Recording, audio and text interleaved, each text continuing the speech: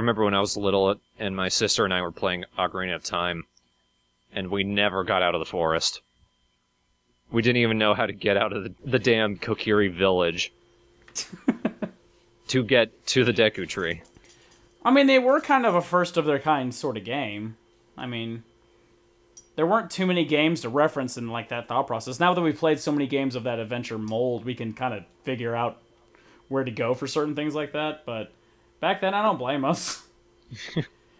Games I used to play as a kid are ones where you'd either go forwards or backwards because it was 2D. Then when 3D came out, I was like, fuck. Especially 3D where it didn't tell you where to go. I can't even imagine playing Final Fantasy as a kid. I would have freaked out.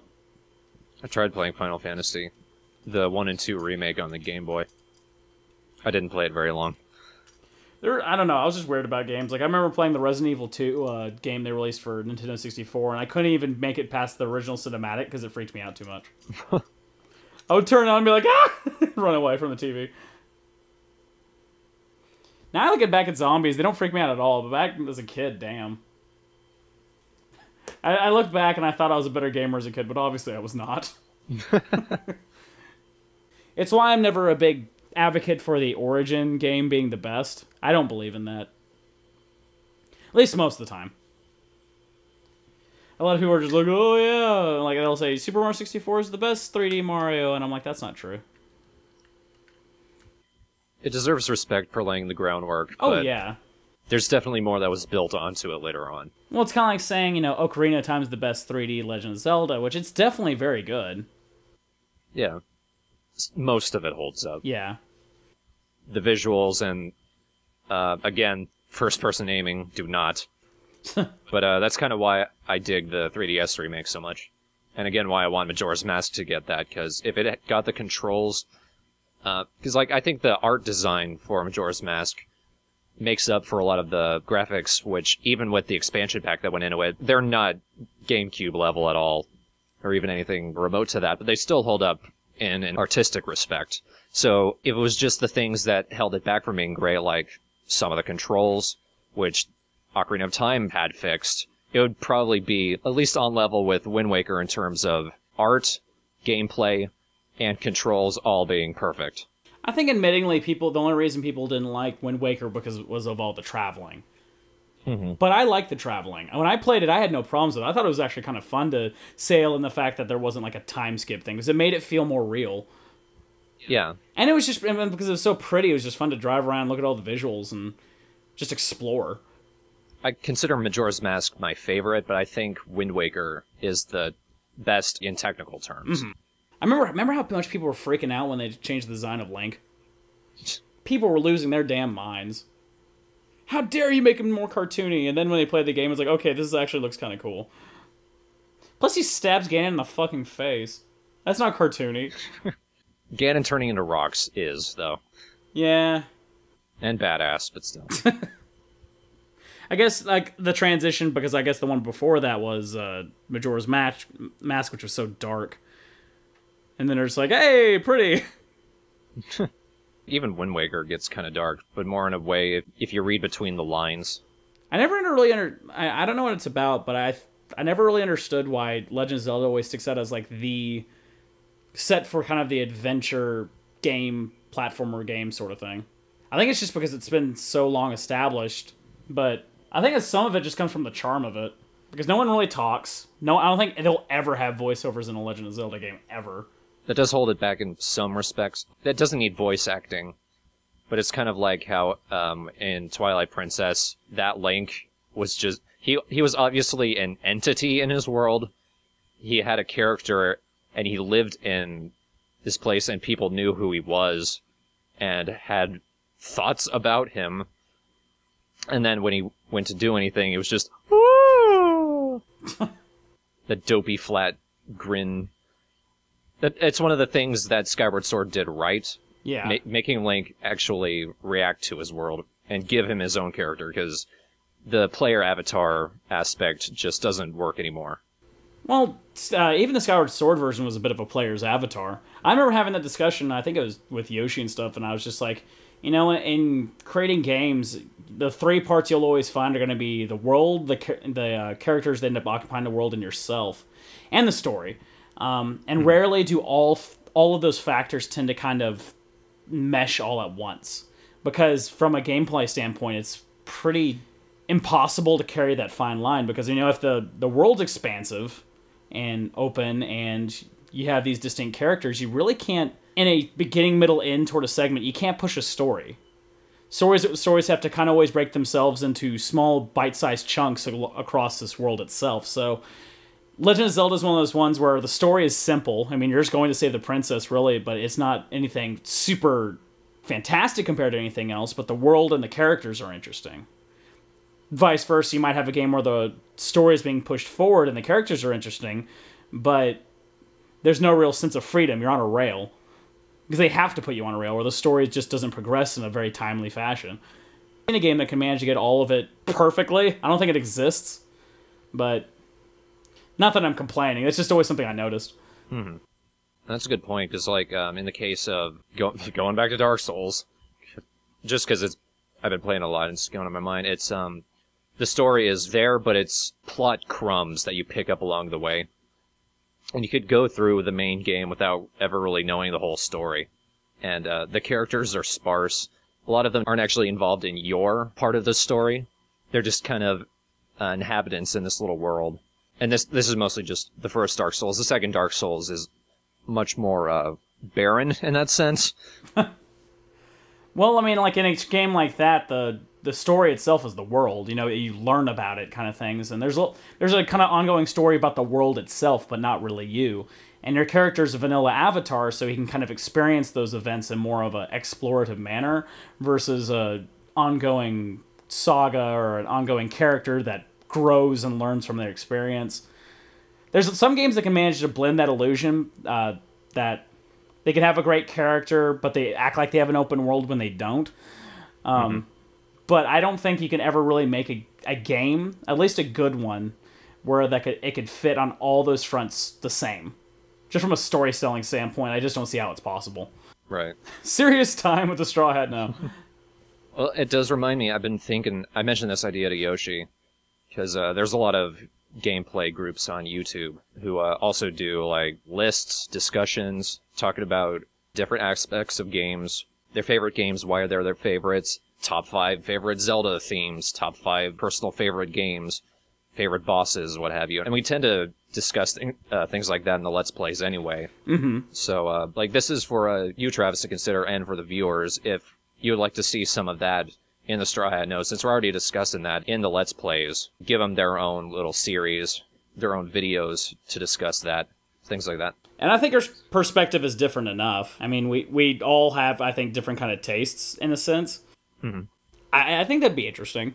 I've always enjoyed kind of thinking about those ideas. What's your kind of favorite adventure game, or what's your, most emotional moment in gaming to you, or whatever it might be.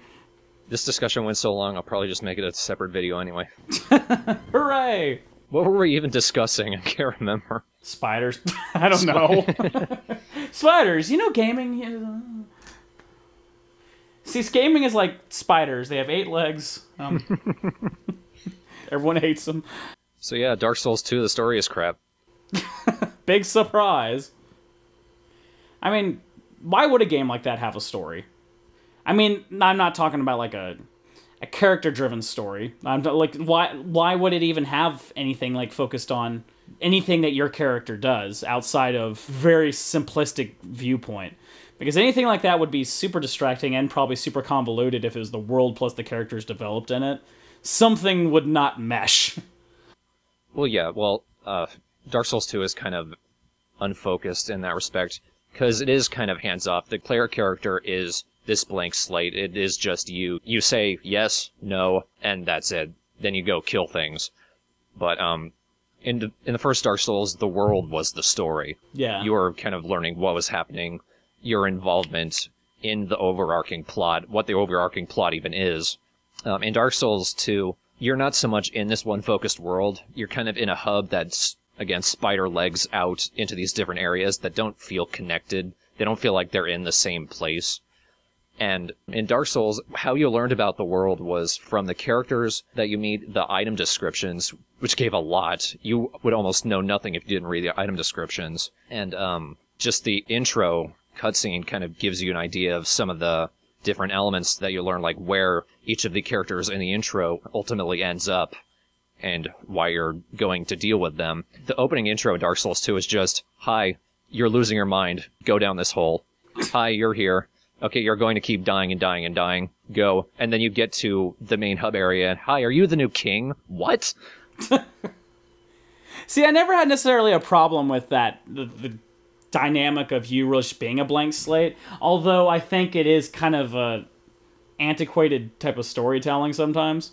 As fun as it is, it gives a nice replay value when you have a blank slate into a world. I mean, to be honest, Legend of Zelda is not a character story at all.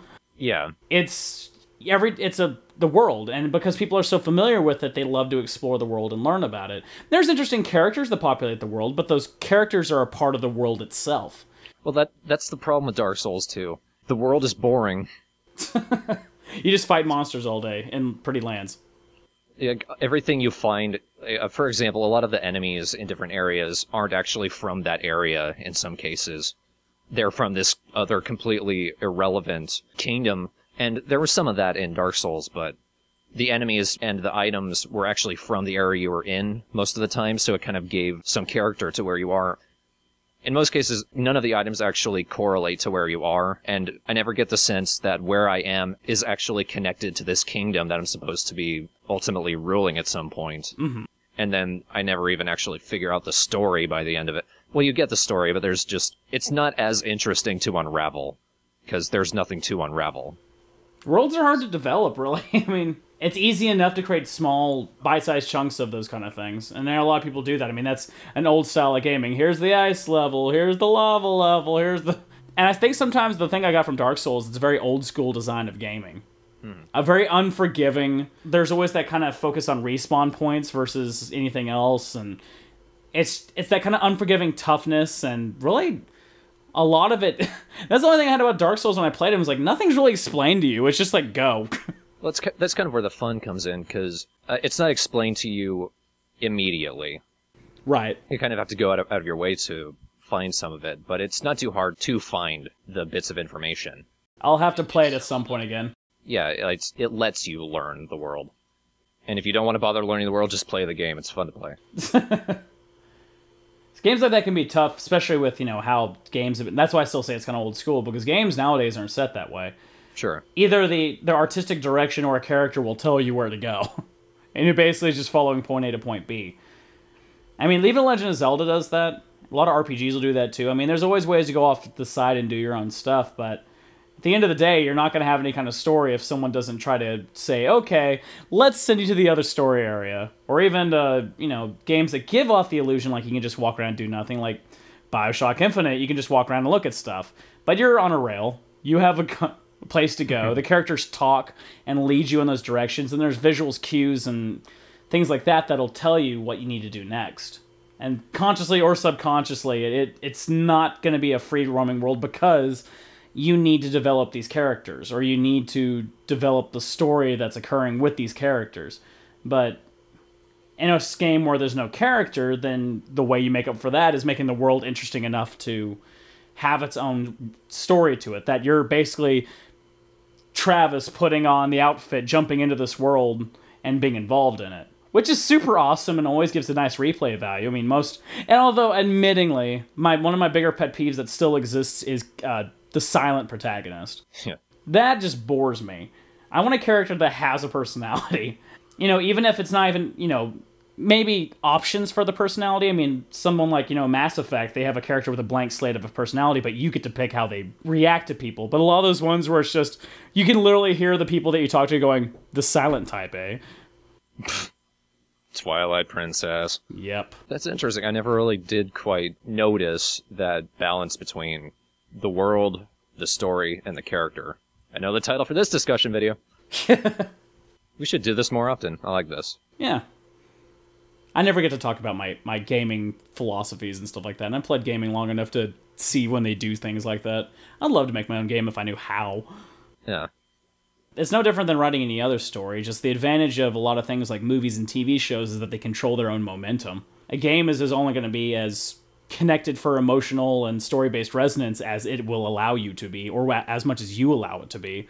And I think people are starting to get kind of burned out on games without character substance. That games like Walking Dead and things like that are starting to get a lot more attention because they are 100%. You don't necessarily get to choose what to do in terms of pacing. Pacing's set. You just get to basically witness the events. And you can see people kind of reflect that way because it feels fresh, even though it's not really. Maybe in about another 5 years, when the marketplace is saturated with story-based games, they'll release another sandbox environmental game, and people will go, "Oh my god, this is the best thing ever." So yeah, Legend of Zelda. Legend of Zelda. Spiders. Spiders and seagulls. Spiders and seagulls. And skeletons now. And skeletons now. With guest star skeletons. That's going to be the name of my first studio album. Spiders and seagulls. And skeletons now.